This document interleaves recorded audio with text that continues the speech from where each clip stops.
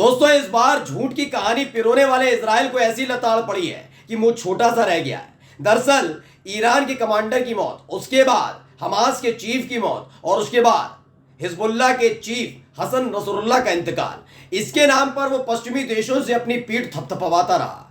ये बताता रहा कि अरब देशों के बीच अकेला कोई इजराइल है जो पश्चिमी देशों की हुकूमत के लिए एक मुफीद जरिया है। लेकिन इस बार उसने ऐसा झूठ बोला है कि लताड़ कहीं और से नहीं पड़ी है, बल्कि पश्चिमी देशों ने लताड़ लगाई है। जी हाँ, इजराइल एक ऐसा घिनौना झूठ बोला जिसका सच सामने आते ही पश्चिमी देशों ने जमकर लताड़ा है, फटकारा है। नमस्कार, मैं हूं प्रज्वल गौतम और आप देख रहे हैं the live TV. The live TV, सच सबसे आगे। देखिए, खुल गई ना पोल। दरअसल आपको मालूम है हिजबुल्लाह के जो चीफ हैं हसन नसरुल्लाह, उनका इंतकाल हुआ। बेरूत पर हमला हुआ था और उसके बाद हेडक्वार्टर पर जो हमला हुआ उसके बाद दावा किया गया इजराइल की तरफ से। अमेरिका पूरा साथ था। अमेरिका ने कहा क्या वाह, जिसके हिजबुल्लाह के नाम से हमारे सैनिकों की पेंट गीली हो जाती है, उस हिजबुल्लाह के हेडक्वार्टर पर हमला कर दिया, उनके चीफ को शहीद कर दिया, मौत के घाट उतार दिया। क्या कर दिया तुमने। लेकिन 24 घंटे के भीतर ही खुलासा हो गया था कि हसन नसरुल्लाह का जो शव बरामद हुआ उस पर चोट के कोई निशान नहीं थे। अब हमला होता है तो चोट के निशान तो होंगे नहीं, यानी इजराइल झूठ बोल रहा था।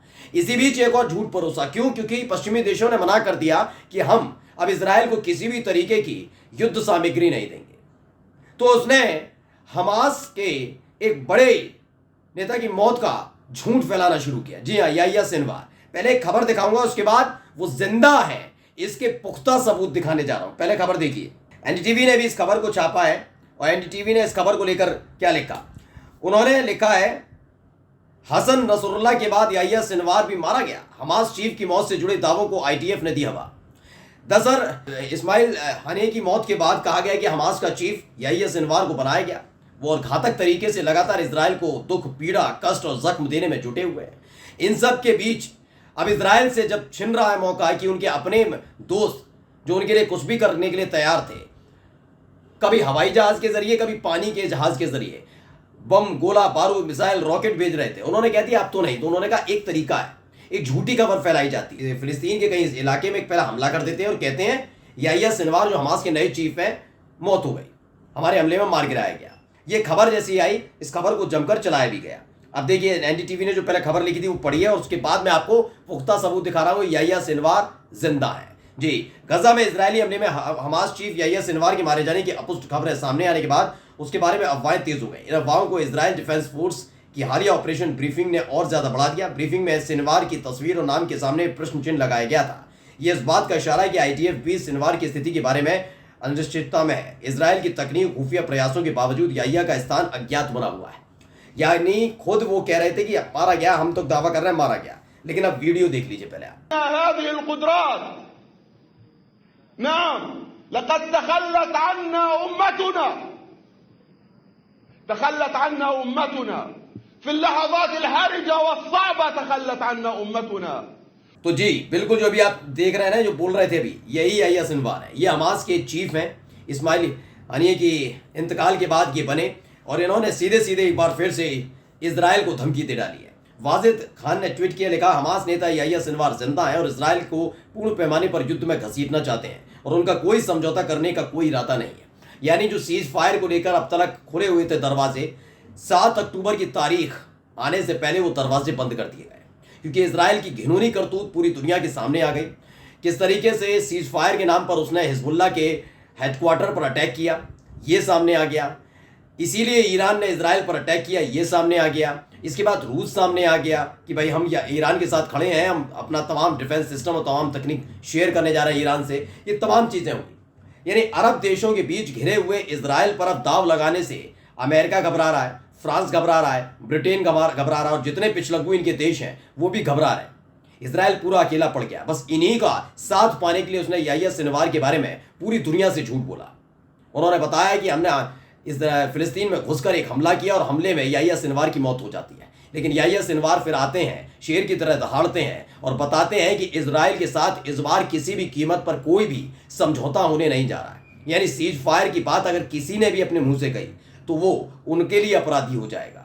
वो अब किसी भी कीमत पर इजराइल से कोई भी सीज फायर समझौता करने के लिए तैयार नहीं है। लेकिन यहां एक तरफ हमास ने बड़ा झटका इजराइल को दिया, तो वहीं दूसरा एक और वीडियो में दिखाने जा रहा हूं, पहले वीडियो देखिए।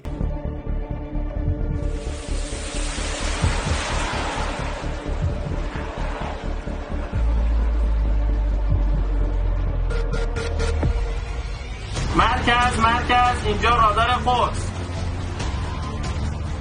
دو فروند پرنده ناشناس نزدیک شونده. तो ये वीडियो नजर आ रही है, ये रात के अंधेरे की है, यानी कि दिन का उजाला तो उजाला, रात का अंधेरा किस तरह से इजराइल को डरा रहा है, धमका रहा है, थर थर कांपने पर मजबूर कर रहा है, वो समझिए। फराह खान ने ट्वीट किया ऐसे और लिखा कि ईरान आर्मी ने एक वीडियो जारी किया और लिखा है, ईरान में आपका स्वागत है, आपकी कब्रें तैयार कर दी गई हैं। ये क्यों लिखा गया, क्यों कहा कि ईरान में आपका स्वागत है, पहले समझिएगा। दरअसल जब से ईरान ने इजराइल पर अटैक किया है, उसके बाद से ही तमाम उसकी पर्दे के पीछे रहकर मदद करने वाली, लगातार मेरा चैनल, मेरे सहयोगी आपको दिखाई रहे कि एक एक करके उसका साथ छोड़ रहे हैं। मैंने पहले भी आपसे कहा और अब भी कहता हूं कि बंदूकें हैं, ठीक है, रॉकेट लॉन्चर है, ठीक है, ये तमाम चीजें हैं, लेकिन बारूद ही नहीं होगा, गोली नहीं होगी, रॉकेट ही नहीं होगा, मिसाइल ही नहीं होगी, तो कैसे इजराइल की आर्मी युद्ध लड़ेगी हिजबुल्लाह से, ईरान से, कैसे हमास से लड़ेगी, कैसे हूती लड़ाकों से लड़ेगी? यही एक सवाल है। और यही बारूद आना बंद हो गया है पश्चिमी देशों से, ये तमाम चीजें बंद हो गई हैं, बौखला सा गया ये आदमी। अब क्या है कि इजराइल ने ईरान को धमकी दे डाली, उसने कहा कि भाई सुन लो, मैं सीधे सीधे अब धमकी देता हूं कि भाई हम ईरान पर भी हमला करेंगे। अमेरिका ने थोड़ा अंदर खाने से खबर है कि उन्होंने कहा कि थोड़ा संभल कर बोलो, तुमने पहले ही एक बहुत बड़ी गलती कर दी हिजबुल्लाह पर अटैक करके। मुझे तो लगा था कि तुमने बहुत बहादुरी का काम किया, पता लगा बेवकूफ़ी का काम किया है। और ऐसे वक्त में जब हिजबुल्लाह के हेडक्वार्टर पर तुमने अटैक करने का दावा किया, उसके बाद अगर अमेरिका किसी भी कीमत पर तुम्हारी मदद करता है तो और कोई हो, चाहे वो हमास हो, चाहे एक बार के लिए ईरान को भी सोच ले, लेकिन हिजबुल्लाह किसी भी कीमत पर छोड़ेगा नहीं अमेरिका के कैंपों को, इसलिए हम तो तुमसे दूर रहते हैं। जैसे ये खबर आई कि इजराइल बौखलाया हुआ और ईरान पर अटैक की धमकी दे रहा है, रूस ने सबसे पहले S-400, जो मैंने आपको दिखाई थी थोड़ी देर पहले खबर भी, S-400 जो उसके डिफेंस सिस्टम है वो भेज दिए गए, ईरान में तैनात कर दिए गए। और उसके बाद एक वीडियो जारी की गई, इसमें बताया गया कि इजराइल अगर धमकी देता है कि ईरान पर हमला करेगा तो ईरान में आपका स्वागत है, आपकी कब्रें तैयार कर दी गई हैं। यानी कि इजराइल आएंगे तो जरूर, उनके लड़ाकू विमान आए, उनके सैनिक हवा में उड़कर आए, पानी से तैर कर आ जाए, लेकिन वापस नहीं जा पाएंगे। या दो बड़े झटके लगे हैं, मतलब इजराइल के लिए ये 6 अक्टूबर यानी एक साल, जब इस पूरे संघर्ष का, इस पूरे विवाद तो लंबा है, लेकिन जो मौजूदा विवाद है, जो पूरा संघर्ष चल रहा है, अटैक हो रहे हैं, हमले हो रहे हैं, बम गोले बारूद दागे जा रहे हैं, नरसंहार हो रहा है, इन तमाम चीज़ों का एक साल पूरा हुआ है। इस एक साल पूरा होने पर हमास ने बड़ी गहरी चोट तो दी है इजराइल को, क्योंकि उसका झूठ सबके सामने आ गया, जो अब तक वो झूठी कहानी सुनाता रहा यही सिनवार के तौर पर। तो ईरान ने भी सामने आकर इस तरह के हालात पैदा करते हैं कि इजराइल अब मुंह दिखाने के काबिल नहीं बचा है। आप जानते हैं हालात क्या है?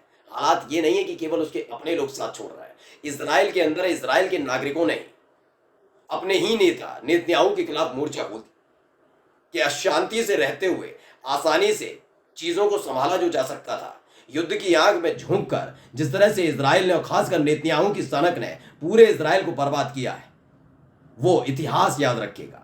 नेतन्याहू एक युद्ध अपराधी है जिसके खिलाफ पहले भी यूएन सख्त था, और यकीन मानकर चलिए ईरान की एक मिसाइल अगले 24 घंटे में जैसे ही गिरेगी, वैसे ही इजराइल कहां था किसी को पता नहीं चलेगा। नमस्कार। द लाइव टीवी, सच सबसे आगे।